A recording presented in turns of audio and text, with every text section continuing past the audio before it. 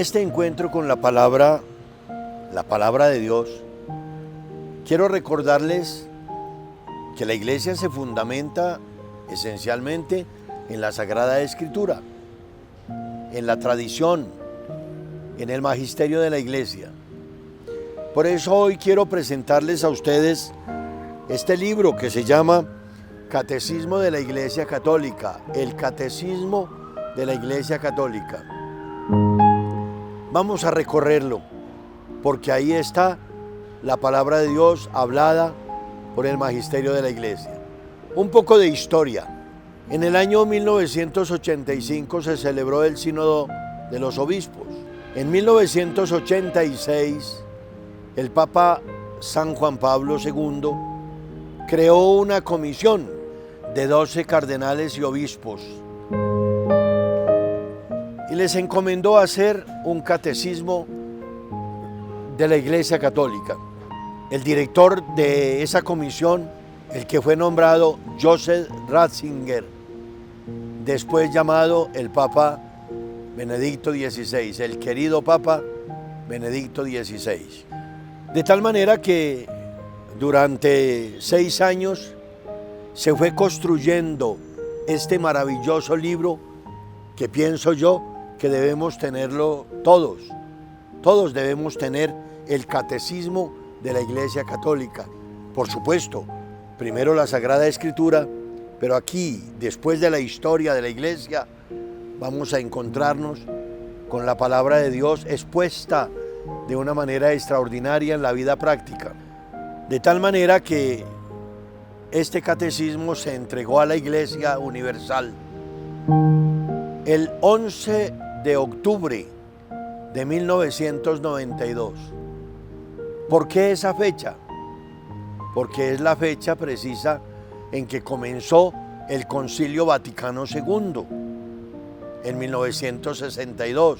11 de octubre de 1962 comenzó el Concilio Vaticano II y por eso se entrega a la Iglesia el Catecismo de la Iglesia Católica el 11 de octubre de 1992.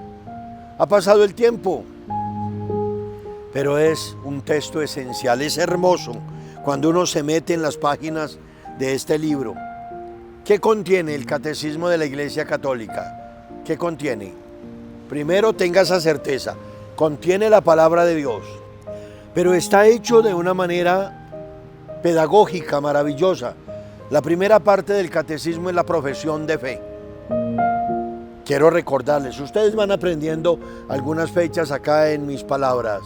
El primer concilio de la iglesia se celebró en la ciudad de Nicea en el año 325.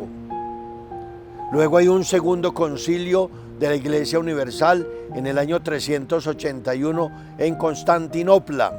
Por eso hablamos del credo niceno-constantinopolitano, es decir, lo que la Iglesia define en el concilio de Nicea y en el concilio de Constantinopla. Esa es la primera parte del catecismo, la profesión de fe. ¿Qué significa? Que nosotros digamos: creo en Dios Padre, creo en Jesucristo nuestro Señor, creo en el Espíritu Santo, creo en la Iglesia, una santa, católica, apostólica. Vamos a tener varios programas alrededor de la profesión de fe. Ahí vamos a tener varios programas. La profesión de fe. ¿Qué significa creer en el Padre, en el Hijo, en el Espíritu Santo, en la Iglesia, en el bautismo, en la resurrección de los muertos? La segunda parte de este maravilloso libro, insisto, debemos tenerlo todos. Consíguelo. Se consigue en cualquier librería. El que yo tengo en mis manos es uno últimamente publicado por la Conferencia Episcopal de Colombia. Hermoso porque está hecho en un papel fino, papel Biblia. Entonces, Catecismo de la Conferencia Episcopal de Colombia, Catecismo de la Iglesia Católica. Entonces, en un segundo momento, ¿qué contiene el libro? La celebración de la fe, la liturgia, los sacramentos. Ahí también vamos a estar, como vamos a estar con ustedes mucho tiempo, vamos a tener la palabra desde la profesión de fe, varios momentos, varios encuentros. En un segundo lugar, la liturgia de la iglesia, la palabra de Dios celebrada, los 7 sacramentos. Imagínense, ahí tenemos 7 programas, porque vamos a tener uno por uno los 7 sacramentos, que son el camino de la perfección en nuestra fe. Luego hay un tercer capítulo, una tercera sección, llamémoslo así, una tercera sección, que es la vida moral, nuestra vida moral. Y vamos a estar también en varios programas. ¿Saben por qué? Porque cada punto del decálogo, cada uno de los mandamientos, nos da para hablar, para meditar, para llevar a la vida práctica. Entonces, esa es la otra parte. Y luego vamos a estar en la oración, que es la cuarta sección. Vuelvo a insistir, vamos a tener la Sagrada Escritura en nuestros hogares. Perdónenme que se los diga así, pero quiero decirlo de una manera sencilla para ustedes que a esta hora toman su tiempo para compartir la palabra de Dios. La Sagrada Escritura no es un libro de adorno, no es un libro de adorno, absolutamente. Porque muchos en la casa tenemos un atril, bueno, bonito tenerla ahí para venerarla. Pero la Sagrada Escritura hay que ir y leerla. Y cuando la leemos, cuando la meditamos, cuando la leemos, cuando meditamos la palabra de Dios, la llevamos a la vida práctica. Hay que hacer esto con la Sagrada Escritura, miren, hay que hacer esto con la Sagrada Escritura. Encontrar aquí, encontrar allá, sobre todo el Nuevo Testamento. Después de la Sagrada Escritura, los invito a todos, acépteme la invitación, acépteme esta invitación. Vaya y pregunte, compre, consiga el Catecismo de la Iglesia Católica, porque en este libro vamos a estar muchos encuentros, muchas veces vamos a estar acá.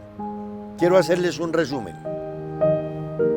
Catecismo de la Iglesia Católica, escrito por una gran comisión de especialistas en la fe, coordinados por quien en su momento se llamaba Joseph Ratzinger, que después fue el Papa Benedicto XVI, el maravilloso Papa Benedicto XVI.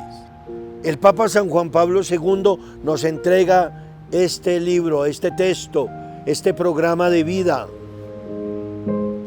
Téngalo presente, 11 de octubre de 1962, que era el día en que se celebraban precisamente los 30 años del Concilio Vaticano II, que todo está aquí. 4 partes en el catecismo. Primero, la profesión de fe. Segundo, la liturgia de la iglesia, los sacramentos.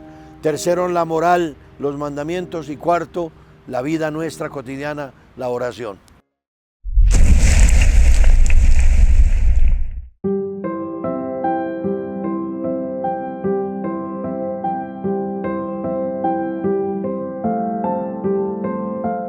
Les decía que hay 2 textos fundamentales. Miren, son 2 textos grandes. La Sagrada Biblia, está la traducción que yo utilizo para ustedes, y el Catecismo de la Iglesia. No exagero cuando digo que aquí, en estos dos libros, no exagero cuando digo que en estos 2 libros está nuestra vida completa. Porque la palabra de Dios completa aquí, completa los 73 libros, es la palabra de Dios completa. Y el catecismo, que es ampliación a través de la voz de la palabra de la iglesia. Aquí está todo. Entonces te propongo que sean 2 libros que no falten ahí, donde tú estás. Pero hay que tenerlos, no ahí, sino dándoles vueltas, mirando aquí, porque son el camino, llamémoslo así, son las cartas de navegación para nuestra vida. Quiero compartir con ustedes este texto del capítulo 12 del Evangelio de San Marcos. Escúchenme atentamente. Un letrado que escuchó una discusión Y al verlo acertado de la respuesta, se acercó y preguntó. Voy a leer desde un poco más arriba. Se acercaron unos saduceos, quienes niegan la resurrección, y le dijeron: Maestro, Moisés nos dejó escrito que si alguien muere y deja a su mujer sin hijos, su hermano debería casarse con la mujer. Eran 7 hermanos. El primero se casó y murió sin descendencia. El segundo tomó a la viuda y murió sin descendencia. Lo mismo el tercero. Ninguno de los 7 dejó descendencia. Después de todos murió la mujer. En la resurrección, cuando resuciten, ¿de cuál de ellos será la mujer? Porque los 7 estuvieron casados con ella. Jesús les respondió: están equivocados por no conocer las Escrituras ni el poder de Dios. Cuando resuciten de entre los muertos, los hombres y las mujeres no se casarán, sino que serán como ángeles en el cielo. Y a propósito de que los muertos resucitan, ¿no han leído en el libro de Moisés el episodio de la zarza? Dios le dijo: yo soy el Dios de Abraham, el Dios de Isaac, el Dios de Jacob. No es un Dios de muertos, sino de vivos. Ustedes están muy equivocados. Escúchenme ahora esta parte. Un letrado que escuchó la discusión y al verlo acertado de la respuesta, se acercó y le preguntó: ¿cuál es el precepto más importante? Jesús respondió: el más importante es: escucha, Israel, el Señor nuestro Dios es uno solo. Amarás al Señor tu Dios con todo tu corazón, con toda tu alma, con toda tu mente, con todas tus fuerzas. Y el segundo es este: amarás al prójimo como a ti mismo. No hay mandamiento mayor que estos. El letrado le respondió: muy bien, maestro, es verdad lo que dices. El Señor es uno solo y no hay otro fuera de Él. Que amarlo con todo el corazón, con toda la inteligencia, con todas las fuerzas, y amar al prójimo como a uno mismo, vale más que todos los holocaustos y sacrificios. Al ver Jesús que había respondido acertadamente, le dijo: no estás lejos del reino de Dios. Y nadie se atrevió a hacerle más preguntas. Palabra del Señor. Vuelvo a insistir, miren, tengo en mis manos 2 libros, grandes, extraordinarios. Tenerlos así no estorba, no, mire, tengo este y tengo este, que así sea en nuestra vida cotidiana, tenerlos allí los 2. Nuestra vida de fe es un proyecto maravilloso, proyecto de vida fundamentado en el amor. Escúchame esto, nuestra vida es un proyecto que se fundamenta en la resurrección. Esa es nuestra fe, en el resucitado. Un proyecto que comienza el día del bautismo y que con la ayuda de nuestros padres, de nuestros seres queridos, nosotros vamos avanzando. Pero cuando tenemos la conciencia propia, ese proyecto lo asumimos y por eso vivimos en nuestra vida celebrando. Y cada sacramento es presencia viva de Dios. El bautismo, presencia viva de Dios. La confirmación, presencia viva de Dios. La Eucaristía, presencia viva de Dios. La confesión, presencia viva de Dios. Y tenemos una propuesta. Esa propuesta es el decálogo. La palabra decálogo significa literalmente 10 palabras. Ahí nos vamos a quedar unos días. Estas 10 palabras Dios las reveló a su pueblo en la montaña santa. Las escribió con su dedo y constituyen las palabras de Dios. Cuando yo digo decálogo, 10 palabras, me refiero a 10 propuestas, 10 propuestas que comúnmente nosotros llamamos los mandamientos. Miren qué sencillo. Los mandamientos. Esas palabras son transmitidas en los libros del Éxodo y del Deuteronomio. Recuerden que hay 5 libros allá, fundamentales en la Sagrada Escritura: Génesis, Éxodo, Levítico, Números y Deuteronomio. En el Éxodo y en el Deuteronomio están contenidas estas palabras. Han acompañado la historia de la humanidad, estas 10 palabras. Este decálogo se comprende ante todo cuando se lee en el contexto del Éxodo. Recordemos allá el acontecimiento liberador de Dios. El pueblo está esclavo en Egipto, Moisés lo saca, lo libera, y entonces para poder vivir, para poder convivir, Dios hace una alianza con Moisés. Son 10 palabras que son formuladas de una manera positiva. No son prohibiciones, son propuestas. Es que alguien piensa que los mandamientos son como una carga, una prohibición. No. Son propuestas, son propuestas. Decir que honra a tu padre y a tu madre, eso no es una prohibición. Decir que amarás al Señor tu Dios con todo tu corazón, con toda tu alma, no es una prohibición, es una propuesta. Decir que no jurar el nombre de Dios en vano, es una propuesta. ¿Ven? Decir que respetar al otro, no hablar mal del prójimo, respetar la vida. Dice no matarás, eso es una propuesta. Amar la vida, proponer la vida. Estas 10 palabras entonces resumen y proclaman la ley de Dios.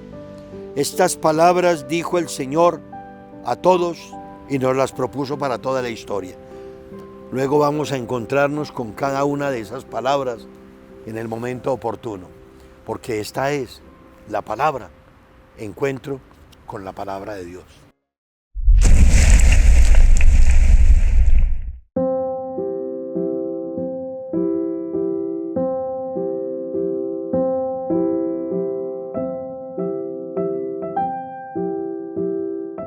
En estos encuentros con ustedes, pienso que no puede faltar la presencia de María. Para mí es muy importante, y yo lo digo con estas palabras que no son exageración. María es la puerta de entrada de Dios en la humanidad. Cuando yo utilizo estas palabras, María es la puerta de entrada de Dios en la humanidad, estoy hablando de anunciación, encarnación, nacimiento. Escúchenme esto que es muy importante para nuestra vida de fe. La palabra misterio no quiere decir escondido. La palabra misterio quiere decir grande, grandeza. Partiendo de ahí, de que la palabra misterio significa grandeza, nuestra vida de fe se resume en 2 misterios, 2 grandezas. 1, anunciación, encarnación, nacimiento. 2, pasión, muerte y resurrección. Por eso cuando nosotros vamos celebrando la vida de la fe en lo que llamamos el calendario litúrgico, los ciclos que son A, B y C, tenemos esos 2 grandes momentos para celebrar.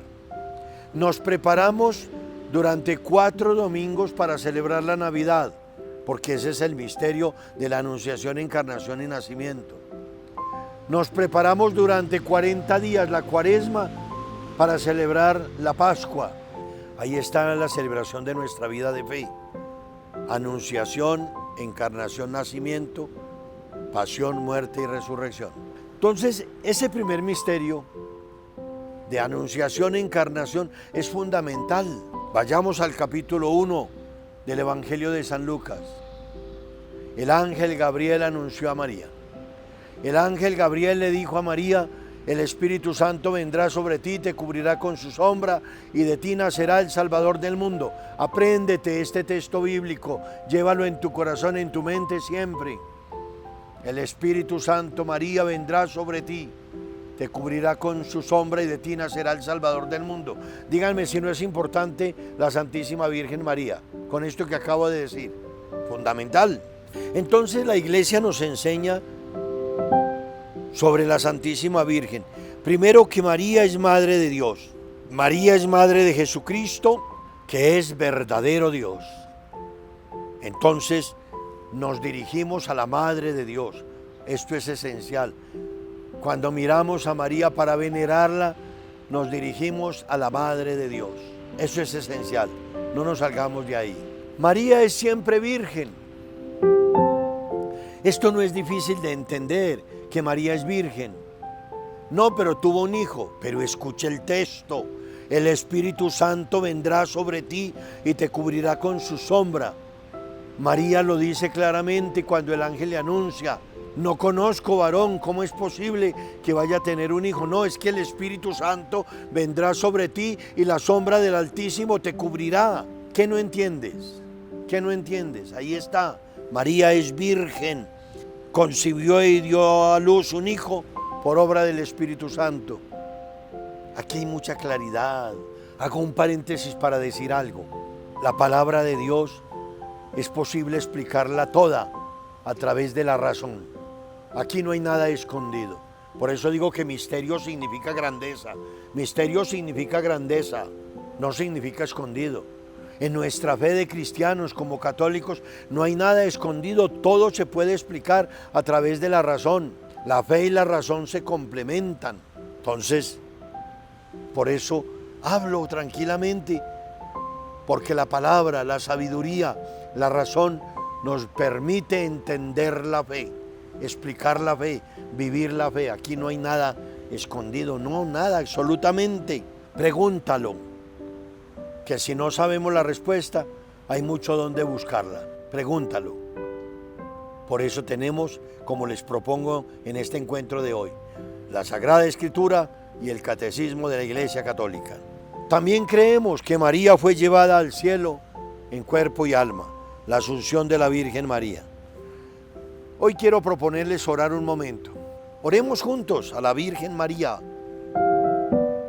Oración en la necesidad espiritual. Oración en la necesidad espiritual. Repite conmigo, sigue mi palabra, síguela.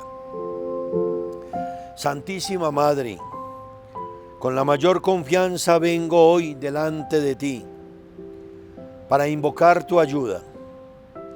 Me postro ante tus pies para rogarte que obtengas para mí las gracias que hoy necesito. Pídele, es intercesora, pídele.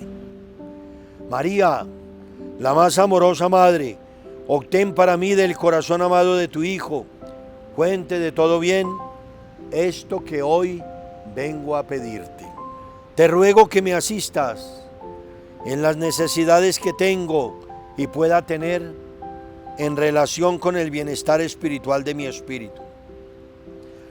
Que no falte a los mandamientos, que sea fiel en mis compromisos bautismales, que celebre permanentemente los sacramentos, que exista en mí la voluntad firme y decidida de perfeccionarme en todo sentido, que todas mis acciones estén cimentadas en la palabra de Dios y reguladas por la verdad, la justicia y la caridad. Que realmente ame a Dios con todo mi corazón, con toda mi mente, con todo mi ser. Que reciba prolíficamente los dones del Espíritu Santo y que goce de una salud espiritual que me permita estar en paz con Dios, con el prójimo y conmigo mismo. Digamos todos, ahora Madre, pongo toda mi confianza en ti. Tu corazón inmaculado y compasivo tendrá ciertamente compasión de mí. Pídele a tu Hijo Jesús que me dé la valentía y la fortaleza en la enfermedad y en la necesidad. Madre, salud de los enfermos, que me cure de todo mal visible y oculto que padezca, que no sufra accidentes, hospitalizaciones, que no me aqueje limitación física o mental alguna, que pueda suprimir del todo las conductas y hábitos que atentan contra mi organismo y que pueda gozar de la salud corporal que me permita desarrollar las actividades cotidianas en forma óptima y estable. Bendíceme y trae las bendiciones, Madre, que tú tienes para mí de parte de tu Hijo, y que el Padre Dios esté siempre con nosotros.